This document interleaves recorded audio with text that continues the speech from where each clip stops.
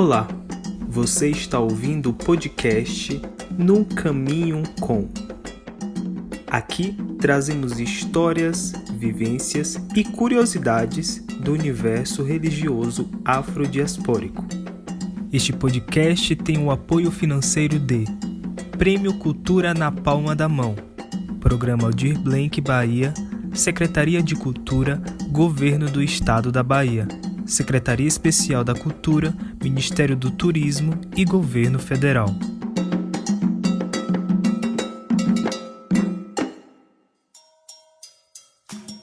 Boa noite, bom dia, boa tarde, meus irmãos, amigos de fé, irmãs, companheiras dessa imensa comunidade de estudiosos, participantes, vivenciadores da religião de matriz africana e da cultura afro-brasileira. Quem está falando aqui é Márcio Alves da Silva, eu sou Amorixá, Ebome Márcio de Airá Bomi. Eu hoje pertenço à Casa do Zelador Júlio Santana Braga, o Axé Loiá, em Salvador. Carrego no meu ledar, sou filho de Xangô e Airá, Xangô, que é a família do Trovão e do Raio. Estou representando também aqui a aldeia do Caboclo, que é o espaço religioso e cultural, do qual hoje está sob a minha responsabilidade, sobre a orientação do Caboclo Campeiro Grande, e também tem o apoio da família, consanguínea, e também de uma família que eu estou construindo, a família de Axé. Essa família de Axé também foi que possibilitou a construção desse projeto, esse espaço aqui, construção do nosso primeiro podcast, No Caminho Com.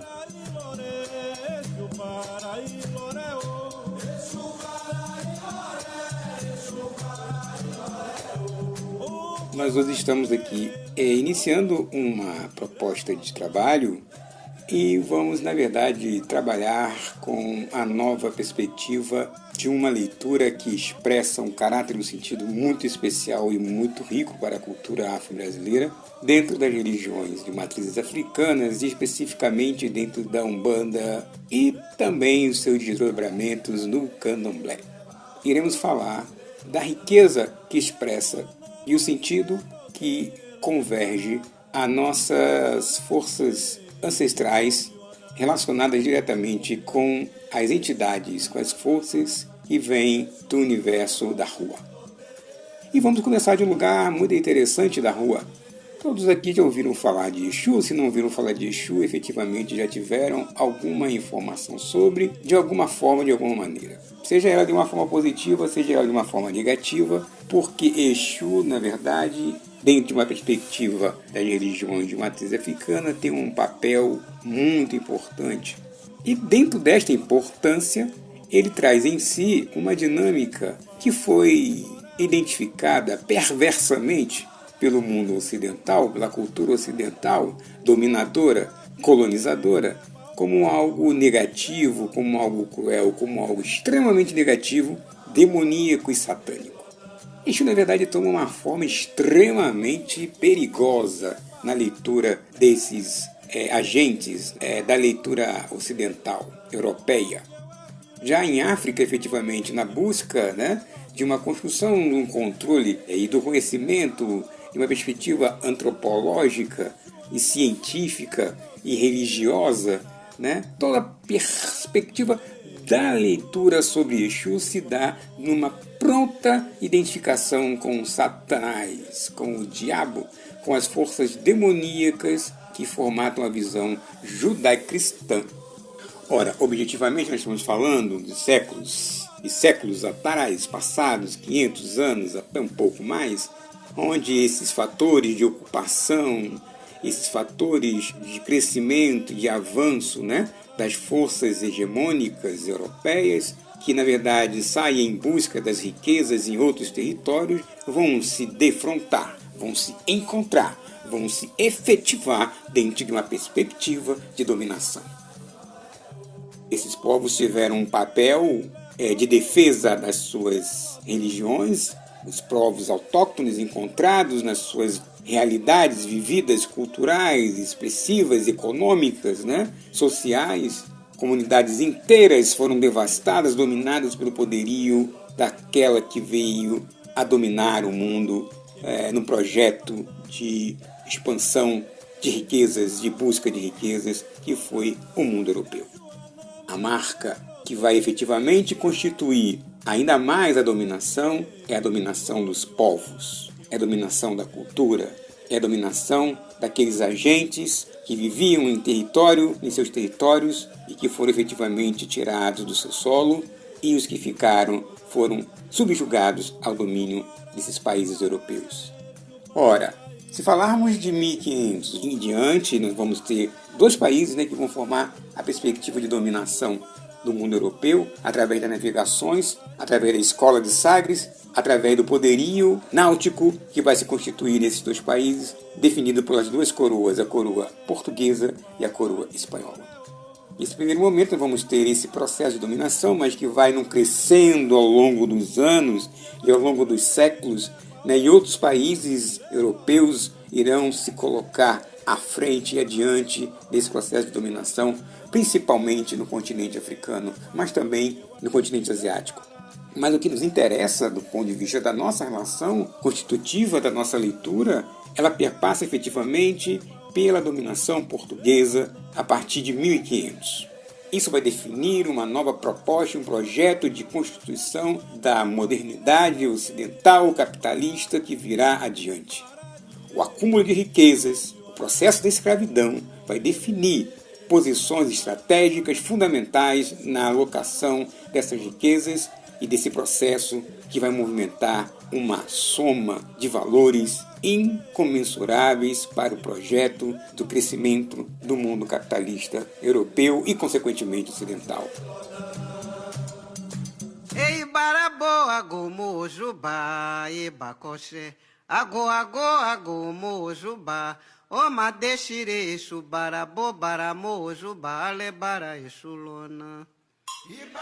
Ora, gente, então por que essa questão de Exu está entrelaçada com essa questão econômica de ocupação africana? Tudo tem um sentido. Por quê? As questões valorativas que marcam essas culturas, que vão sendo encontradas pela dominação europeia, capitaneada na África a partir de uma perspectiva da coroa portuguesa, vai ter infinitamente uma relação com a dinâmica da qual nós vamos trabalhar no dia de hoje. E, para tanto, nós vamos resgatar, obviamente, todo o processo da diáspora africana dentro do processo da escravidão, que vai marcar, como diz Paul Gilroy, o Atlântico Negro. Do processo de descobrimento, entre aspas, desse território aqui nas Américas, a coroa portuguesa vai efetivamente ter uma fatia muito importante nesse processo, que essa fatia nós vamos chamar depois de Brasil, esse território de uma população também indígena, que eles vão chamar de índios, mas uma população autônoma de várias etnias, de vários povos, de várias comunidades que formavam uma estrutura de vida, uma forma de viver diferenciada, autônoma, própria de cada cultura que aqui se encontrava, foram efetivamente tratados como seres sem inteligência, como seres que precisavam ter uma orientação espiritual, enfim, todo um projeto de destruição de uma cultura, de povos, de pensamentos, de língua, de forma de viver, foram efetuadas por Portugal e os seus agentes de dominação na ocupação territorial brasileira. E pela não possibilidade ou por uma escolha estratégica de um contingente referido à Igreja Católica, no início da ocupação territorial brasileira por Portugal, nós já sabemos isso na história, que os jesuítas terão um papel primordial no processo de ocupação territorial brasileira e uma forma de dominação e de amortecimento e de conversão de grandes setores populacionais aqui encontrados para a religião católica. Os aldeamentos, as aldeias, que se formaram desde o século XV, século XVI, até o século XVIII, quando os jesuítas foram expulsos do Brasil, nós vamos ter aí quase 200 anos de uma tremenda imposição dos valores religiosos que efetivamente marcam o processo organizativo do mundo europeu através de Portugal, através da Igreja Católica Apostólica Romana. Estamos chegando lá. E Exu está abrindo os caminhos para minha fala no Barijó. Mas não é somente dele que eu vou falar no dia de hoje. O que expressa o sentido da minha fala em Exu está justamente no posterior a todo esse processo de encontros que efetivamente vão se dar no momento em que a população, o grande contingente do território africano, principalmente nas regiões que nós chamamos hoje de Yorubá, que nós chamamos hoje do país chamado Nigéria e do Benin, também quase no extremo sul do continente africano, hoje o que nós chamamos de Angola, e do outro lado Moçambique e outros países que estão hoje aí formados, mas que na época não eram países, eram nações africanas, com as suas culturas, seus valores, seu tipo de organização, que também foram invadidos, foram destruídos, foram espoliados pela coroa portuguesa. Objetivamente, esse tráfico negreiro, que vai marcar todo o processo da escravidão, por mais de 300 anos, vão trazer corações e mentes e corpos para ocupar a saga de construção de um processo de dominação econômica, cultural, política e social em território brasileiro. Então é a partir desta dinâmica desses encontros que vão substanciar aquilo que nós vamos chamar de povo brasileiro nas suas instâncias, na perspectiva de dominação do branco europeu, português e os tantos outros brancos que para cá vieram, na dominação efetiva ao povo local indígena e os negros que para cá vieram na escravidão, em forma de escravos. Exu ajuou mamãe que o dará. Laro Exu ajuou mamãe que o dará quero ao. A árvore do esquecimento, ela não foi algo que efetivamente tirou da memória os valores culturais, os valores que expressam o sentido de continuidade, de manutenção desse processo de formação desses povos. Quando eles aqui chegaram, eles mantiveram nas suas mentes e corações a ideia, o projeto, o sentido de manutenção desses valores e começaram a reproduzir, sim, aqui no Brasil, esse projeto, esses ensinamentos que a memória não apaga. E reconfiguraram ao longo do tempo as suas forças culturais e religiosas em comunidades, que ao longo do século XIX tiveram um preponderante crescimento. Ora, se nós falarmos da Bahia, se nós falarmos de Pernambuco, se nós falarmos desses dois estados principalmente que vão ter uma força esplêndida, de determinadas etnias que vão chegar nesses territórios e vão ocupar por força da escravidão, obviamente, vão ocupar esses espaços e vão redimensionar, reconfigurar as suas vidas, estabelecer novos critérios de existência, onde a religião de matriz africana vai ser uma das grandes referências. Ora, isso vai se estender ao longo do tempo? Minha gente, obviamente que sim. Que por mais que os brancos, por mais que a classe dominante quisesse apagar da memória e transformar toda essa população escrava num agente da leitura ocidental católica, eles não conseguiram, porque houve uma forte resistência, houve uma ressignificação. Se nós falarmos em sincretismos, em hibridismos, em possibilidade de mestiçagem, nós vamos perceber que há na formação desse povo uma forte presença dos valores da cultura africana. E isso perpassa pelo tempo, isso perpassa pela história e isso chega às nossas atualidades. E aí entra Exu numa dinâmica dessa transformação, como essa manutenção, como essa possibilidade de estabelecer enquanto uma força mítica, cósmica, uma relação de transformação e de garantia dessa continuidade. Porque Exu é o Senhor da mensagem, Exu é o mensageiro, Exu é o Barijó, Exu é aquele que caminha, abrindo os espaços, garantindo efetivamente a comunicação entre o mundo visível e invisível, entre os homens, entre as forças que efetivamente se estabelecem, sociais, culturais e religiosas. É nesse sentido que Exu ganha cada vez mais esse sentido, esse caráter de mensageiro, daquele que traz e transmite, daquele que releva, e transforma a realidade. Ora, gente, então por conta disso nós temos um papel fundamental nessa leitura de Exu. E Exu, ao longo do tempo, também ele vai ganhando espaços de urbanicidade. As transformações que ocorrem no universo religioso das religiões de matrizes africanas é intenso. São movimentos do candomblé, que depois transfiguram na Umbanda, na Quimbanda.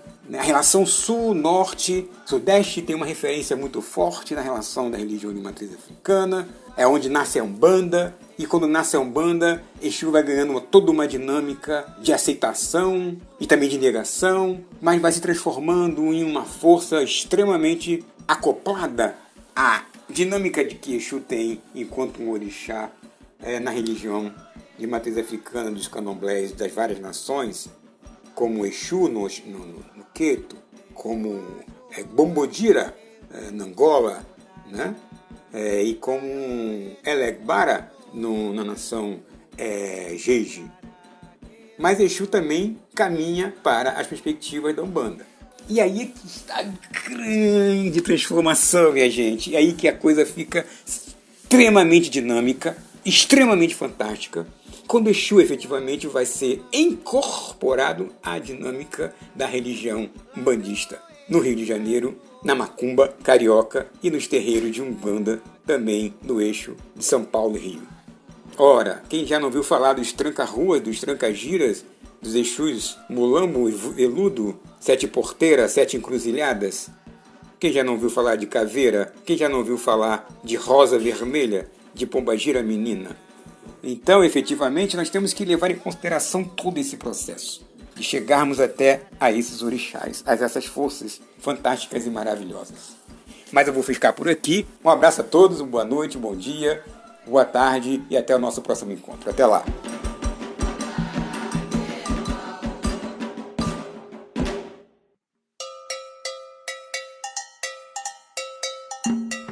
Todos os cânticos e rezas deste episódio são de uso livre. Este podcast tem o apoio financeiro de Prêmio Cultura na Palma da Mão, Programa Aldir Blanc Bahia, Secretaria de Cultura, Governo do Estado da Bahia, Secretaria Especial da Cultura, Ministério do Turismo e Governo Federal.